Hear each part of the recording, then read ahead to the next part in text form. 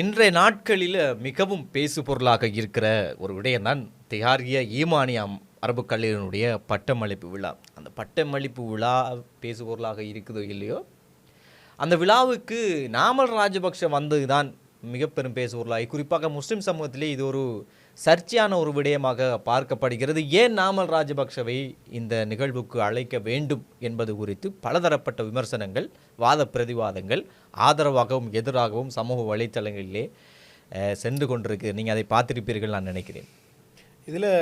இது பேசு பொருளாகினதுக்கான முக்கியமான காரணம் என்னன்னு சொன்னால், நிறைய அரசியல்வாதிகள் வந்திருக்கிறாங்க. ஒரு அரபு கலாசாலைக்கு அவருடைய பட்டமளிப்பு விழாவுக்கு அரசியல்வாதிகளை கூப்பிட முடியுமா முடியாதான்றது அது ஒரு விவாதத்துக்குரிய விஷயம், அது வேறு. ஆனால் இது பேசு பொருளாக மாறினதுக்கு மிக முக்கியமான காரணம் நாமல் ராஜபக்ஷ. அங்கே முஜிபுர் ரஹ்மானும் வந்திருந்தார், தேசிய மக்கள் சக்தியினுடைய ஒரு உள்ளூராட்சி மன்ற உறுப்பினர் நினைக்கிறேன், அவரும் வந்திருந்தார், நாமல் ராஜபக்ஷயும் வந்திருந்தார். நாமல் ராஜபக்ஷ யாருன்றதுக்கு பின்னால தான் இது ஏன் பேசு பொருளாகின விஷயத்தை பார்க்கும். அதில் இன்னொரு பாயிண்ட் ஒன்று எட் பண்ண வேண்டும் என்னென்றால், அவர்கள் வரவில்லை, மதரசா நிர்வாகம் அரசியல் பிரமுகர்களை அழைத்திருக்கிறார்கள், எல்லா கட்சியிலையும் இருந்து. ஆனால் அதில் நான் நினைக்கிறேன் நாமல் ராஜபக்ஷ வந்திருந்தார், முஜிபுர் ரஹ்மான் வந்திருந்தார், முனீர் முலாவூருக்கு அழைப்பு விடுக்கப்பட்டிருந்தது. அவர் தவிர்க்க முடியாத காரணம் வரவில்லை, அவர் வேறொரு இடத்தில் இருந்தால் வரவில்லை என்று இன்றைய ஊடக சந்திப்பிலே அமர் மௌலி அவர்கள் சொல்லியிருந்தார். அதே நேரம் பிரதி சபாநாயகரும் வரவில்லை, அவரையும் அழைத்திருந்தார்கள், வரவில்லை. ஆகவே இவர்கள் மദ്രസா நிர்வாகம் என்ன செய்திருக்கிறார்கள் என்றால், எல்லா அரசியல் பிரமுகர்களையும் எல்லா கட்சி சார்பாகவும் அழைத்திருக்கிறார்கள். இதில் உள்ள பிரச்சனை என்னன்னு சொன்னால், நாமல் ராஜபக்ஷ யாரு, ராஜபக்ஷக்கள் யார், அவர்கள் முஸ்லீம்களுக்கு எதிராக என்னென்னலாம் செஞ்சிருக்கிறாங்கன்ற பின்னணியில தான் முஸ்லீம்களுக்கு இடையில, முஸ்லீம்களுக்கு மத்தியில் இந்த பட்டமளிப்பு விழா பேசு பொருளாகினதுக்கு, சர்ச்சைக்கு உள்ளாகினதுக்கான விடயத்தை நாங்கள் பார்க்கணும். அப்போ நாமல் ராஜபக்ஷை நீங்கள் எடுத்தால், நாமல் ராஜபக்ஷையினுடைய தந்தை மஹிந்த ராஜபக்ஷ, கோட்டாபே ராஜபக்ஷ, ராஜபக்ஷ குடும்பத்தினுடைய பொலிட்டிக்கல் ட்ராக் ரெக்கார்டு ஒன்று இருக்கு.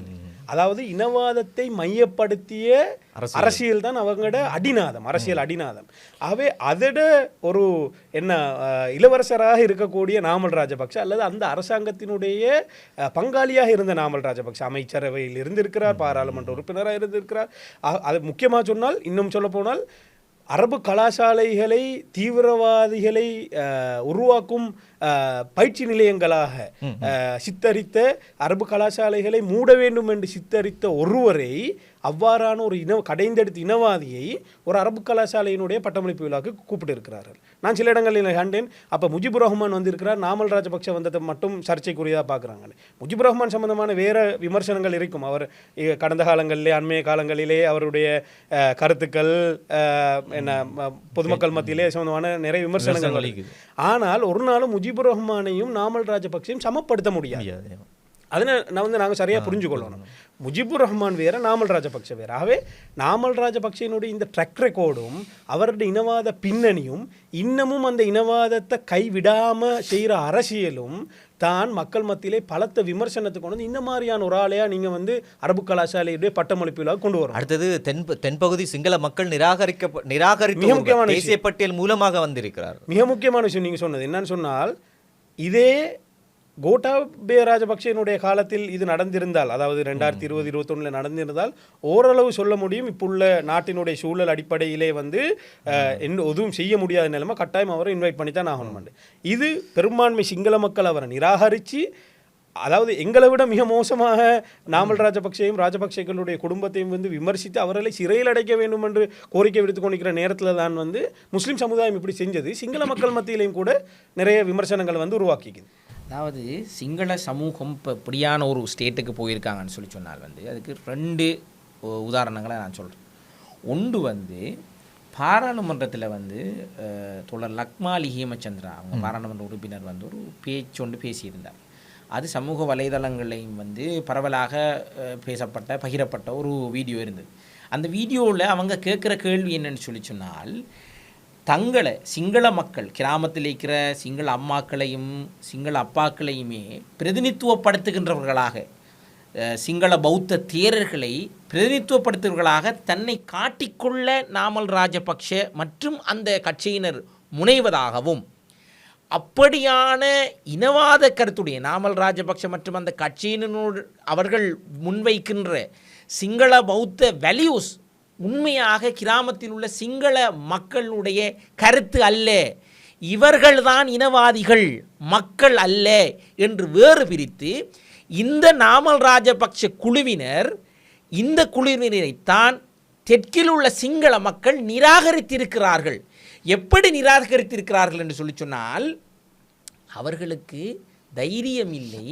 ராஜபக்ஷ என்ற பெயரோட 2024 எலெக்ஷனில் ஒரு மாவட்டத்தில் கேட்கறது கூட தைரியம் இல்லாமல் தேசிய பட்டியலை தன்னோட பேரை போட்டுட்டு மற்ற கேண்டிடேட்ஸை இறக்கி லோக்கலி அவங்களுக்கு இருக்கிற அந்த ஒரு கவர்ச்சியை வச்சு கொஞ்சம் ஓட்ஸை 2.5% அதை புல் பண்ணி அதில் வந்த ஒட்டுமொத்தத்தையும் வச்சு ஒரு தேசிய பட்டியல் எடுத்து அந்த தேசிய பட்டியல் ஊடாக பாராளுமன்றத்தில் நுழைந்திருக்கிறார் நாமல் ராஜபக்ஷ. அப்படியான ஒருவர் ஒருபோதும் தெற்கில் உள்ள சிங்கள மக்களை பிரதிநிதித்துவப்படுத்துகின்ற ஒருவராக அந்த ரோலை ப்ளே பண்ண இயலான்னு சொல்லி மிக காரசாரமாக பாராளுமன்றத்தில் பேசியிருந்தார். அதற்கு பெரும் வரவேற்பும் கிடைச்சது. அந்த வரவேற்பு கூட தமிழ் பேசும் மக்கள் மத்தியில் இருந்து மாத்திரம் கிடைக்கவில்லை, அது சிங்கள மக்கள் மத்தியிலேயும் பெரும் வரவேற்பு கிடைச்ச ஒரு விஷயம். அப்படியாக சூழல் மாறி இருக்கிற நேரத்தில் அது ஒரு உதாரணம். ரெண்டாவது உதாரணம் என்னன்னு சொல்லி சொன்னால் நேற்று சர்வஜன அதிகாரம் என்று சொல்லி தனிக்கட்சியை தொடங்கி திலீப் ஜாவீரோ ஒரு அரசியல் செஞ்சுட்டு போகிறார். அந்த அரசியல் பயணத்தில் முன்னாள் கிழக்கு மாகாணத்து ஆளுநர் ஒரு அனுராதா அகமது அவங்களும் இருக்கிறாங்க. இவங்க போய் மகாநாயக்க தேரர்களை சந்திக்கிறாங்க. எப்போ சந்திக்கிறாங்கன்னு சொல்லி சொன்னால், ஒரு ஸ்டேட்மெண்ட்டை மீடியாவில் விட்டுட்டு போய் சந்திக்கிறாங்க. என்ன ஸ்டேட்மெண்ட் அது? திருகோணமலையில் ஒரு புத்தர் சிலையை கொண்டு போய் வைக்க முற்பட்ட ஒரு ஜூஸ் பார் இருந்த இடத்துல அந்த இடம் பறிபோகாமல் இருக்கணும் என்கிற ஒரு விடயத்திற்காக திருகோணமலை அல்லாத வெளியிலிருந்து வந்த பிக்குகள் போய் ஒரு புத்தர் சிலை வைக்க போய் அது பெரிய ஒரு ஒரு ப்ராப்ளமேட்டிக்கான விஷயமாக மாறிப்போனது. அவரை இப்போ கைது செய்யப்பட்டு வச்சிருக்கு.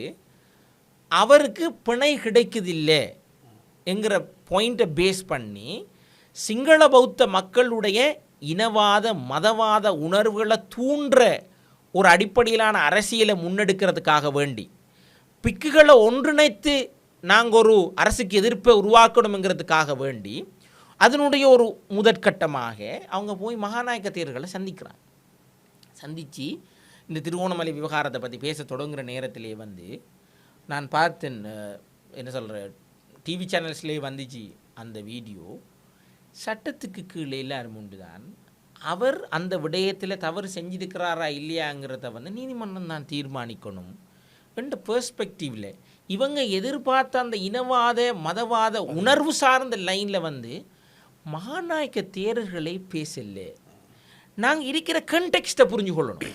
இப்படியாக இனவாதம் மிக குறைவாக சமூகத்தில் இருக்கிற இந்த கண்டெக்ஸ்டில் ஏன் நாமல் ராஜபக்ஷவை அந்த இடத்துக்கு கூட்டிட்டு வரணும்? எனவே இதனூடாக நீங்கள் செய்கிற வேலைன்னு சொல்லி சொன்னால் அந்த குறிப்பிட்ட அரபு கல்லூரியினுடைய அந்த விழாவினுடைய ஏற்பாட்டாளர்கள் இந்த நாமல் ராஜபக்ஷ என்கின்ற ஒரு அரசியல்வாதியை சிங்கள சமூகத்தில் ஒரு வலிமையான ஒரு தலைவராக அங்கீகரிக்கிற மாதிரியான ஒரு செயற்பாடு தான் இது, ரெக்கக்னிஷன். எனவே இவர்கள் செய்யக்கூடாத விடயம் என்னவென்றால், இப்படியான இனவாத மதவாத கருத்துக்களை கொண்டு அரசியல் செய்கின்ற அந்த சக்திகளை அவர்கள் ஒருபோதும் அங்கீகரிக்கக்கூடாது. இந்த அங்கீகரிப்பினால் சமூக வலைதளத்தில் முஸ்லீம் மக்கள் மட்டுமில்லை இதுக்கு எதிராக பேசினது, எல்லா சமூகங்களும், தமிழ் சமூகத்தினுடைய நிறைய முற்போக்கான எழுத்தாளர்கள் சமூக வலைதளங்களை கேள்வி எழுப்புறாங்க. அதே மாதிரி சிங்கள சமூகத்தையும் இது கேட்குறாங்க. நாங்கள் அவங்க நம்ம விரட்டுற நேரத்தில் நீங்கள் என்ன அரபு கல்லூரிக்குள்ளே கூப்பிட்டு எடுக்கலைன்னு சொல்லி இது முழுக்க முழுக்க அவங்க என்ன காரணத்துக்கு செய்தாங்கன்னு சொல்லி சொன்னாலும் இப்படியான ஒரு ரெக்கக்னிஷனை ஒரு அங்கீகாரத்தை இந்த நேரத்தில் கொடுக்கறது ஒரு ப்ராப்ளமேட்டிக்கான விஷயம். அது என்னத்தை காட்டுதுன்னு சொல்லி சொன்னால் இவங்களுக்கு ஒரு நம்பிக்கை இருக்குது. ஒரு வேளை இவர் எதிர்காலத்தில் இலங்கையில் ஒரு முக்கியமான பொறுப்புக்கு வரக்கூடியவர் என்று சிங்கள சமூகத்தில் தெற்கிலிருக்கிற சமூகத்தில் கட்சிக்காராக்கள் மட்டும் நம்பிக்கிற விஷயத்தை இவங்களும் நம்புகிறாங்களா என்ற சந்தேகம் எங்களுக்கு இருக்கு. எனவே இந்த அன்னெசரி ரெக்கக்னிஷனை இவங்க தவிர்த்து கொள்ளணும்.